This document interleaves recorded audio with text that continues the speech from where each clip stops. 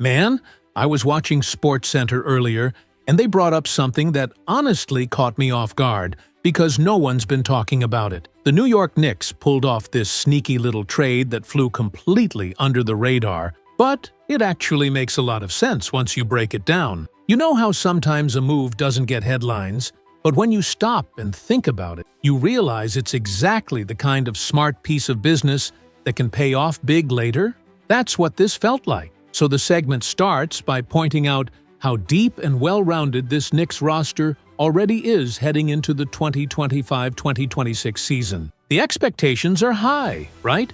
Everyone knows New York has loaded up at multiple spots, and the front office has been methodical about finding ways to strengthen the team without sacrificing long-term flexibility. And yet, here they go again, making another small but sharp addition. They went out and grabbed an elite shooter, someone who fits their exact profile of what they're trying to add, without anyone really noticing. And listen, the way Sportcenter broke it down, it made me laugh because it really is a classic Knicks move under Leon Rose. It's not flashy, it's not the kind of deal that's going to blow up on Twitter, but it checks boxes, and it makes you sit back and think, okay, what exactly were the Phoenix Suns thinking when they agreed to this? Because the Suns sent over a piece that could end up being incredibly valuable to New York's system, and in return, they didn't exactly get anything that's going to move the needle. Now, I know what some people will say, come on, it's just the G League. But here's the thing,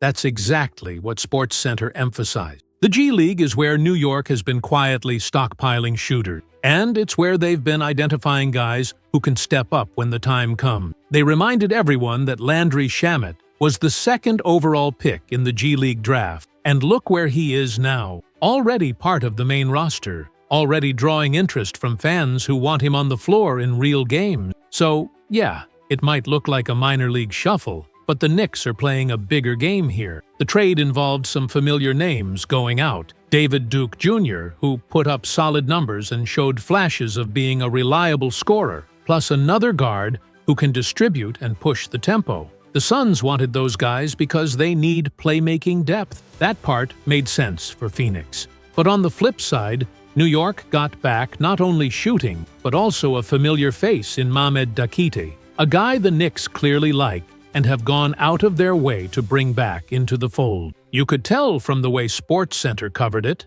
this wasn't a throw-in. The Knicks see real value in keeping him around, and the impact of this move goes beyond just names on paper. It's about competition heading into camp. You've got guys who probably felt their two-way contracts were safe, and now, all of a sudden, nothing's guaranteed. That's the ripple effect here. More depth, more shooting, and more internal competition. Exactly what you want heading into a season where the East feels wide open and the Knicks want to capitalize. So, yeah, I came away from that Sportcenter breakdown thinking, this was sneaky smart. Not the kind of trade that leads first take the next morning, but definitely the kind of thing Knicks fans will look back on in February and say, that's when we quietly got better. When I was watching Sportcenter earlier today, one of the most interesting discussions that came up was about this sneaky trade the Knicks pulled off, and I couldn't help but think, this isn't just a throwaway G League swap like people are assuming. There's a lot more going on here.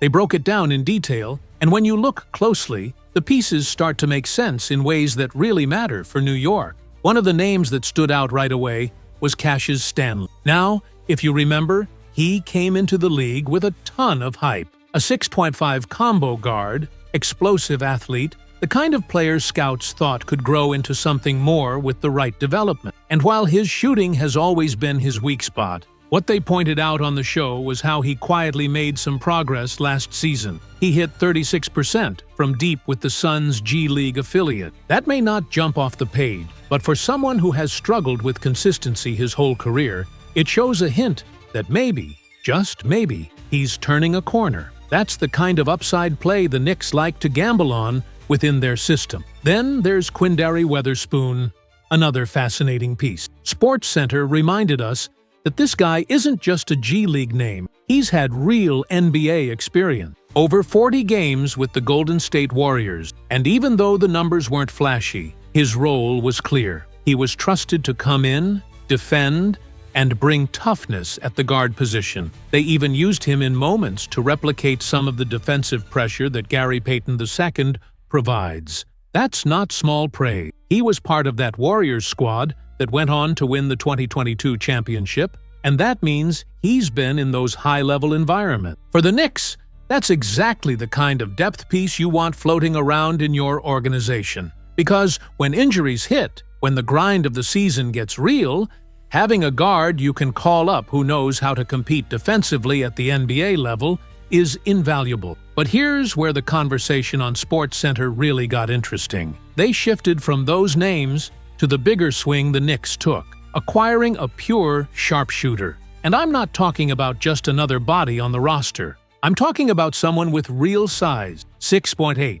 and the type of shooting profile that immediately brings to mind comparisons to Steve Novak. Over 150 college games played, consistent production, and most importantly, a career mark of over 40% from beyond the arc.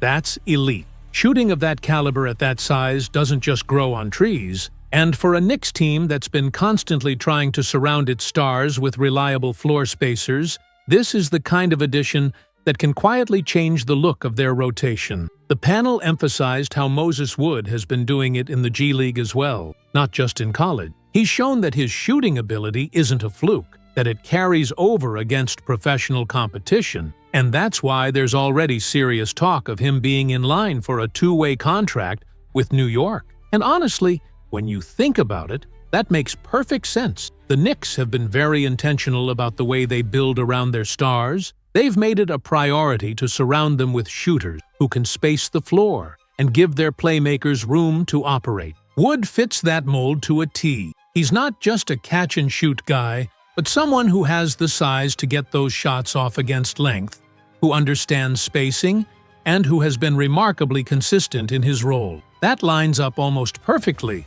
with the Knicks' recent pattern. We've already seen them go out and get guys like Garrison Matthews and Landry Shamet, clear examples of role players who bring one elite skill to the table, the ability to knock down shots from deep. It's no secret that the modern NBA is all about spacing, and the Knicks know that if they want to maximize their offensive flow, they need players who can stretch defenses and keep opposing teams honest. Wood is the type of player who forces defenders to stay attached, and that, in turn, opens up driving lanes for the stars, allows the bigs to roll to the rim more freely, and just makes life easier for the entire offense. Now, the conversation naturally shifted to the bigger picture. What does all of this mean for the roster as a whole? And the point they made on SportsCenter was really sharp. The Knicks might not just be collecting these guys for the sake of depth. They might be using these moves as strategic chess pieces, setting themselves up for bigger decisions that are still to come. Think about it.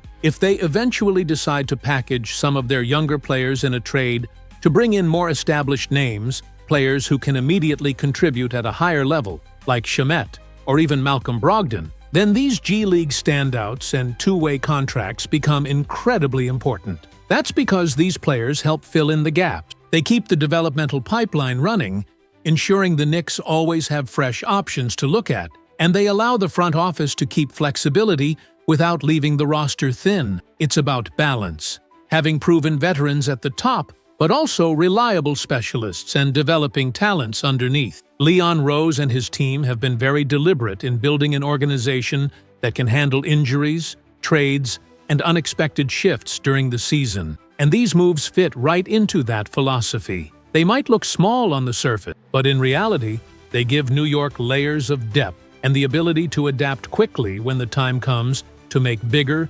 franchise-shaping decisions. And here's something else SportsCenter touched on that I found fascinating: the impact on Dink Pate. Knicks fans have been excited about him, but with all these new additions, it feels like his path to meaningful opportunities is getting squeezed. If the front office keeps doubling down on these shooters and veteran-style guards, maybe they just don't see in him what the fans have been raving about. It's one of those subtle storylines worth monitoring, because when a franchise quietly phases out a young talent, it usually means they've made a judgment call behind the scenes. So overall, this wasn't just filler news. This trade has layers. It adds competition for roster spots. It opens up options for training camp, and it gives the Knicks more control over how they want to balance proven shooting with defensive versatility. Leon Rose clearly has a plan here, even if it's not obvious at first glance. On the surface, it looks like minor G League business. But when you dig deeper, you see how it fits into a bigger organizational strategy that keeps New York flexible and prepared for the next step.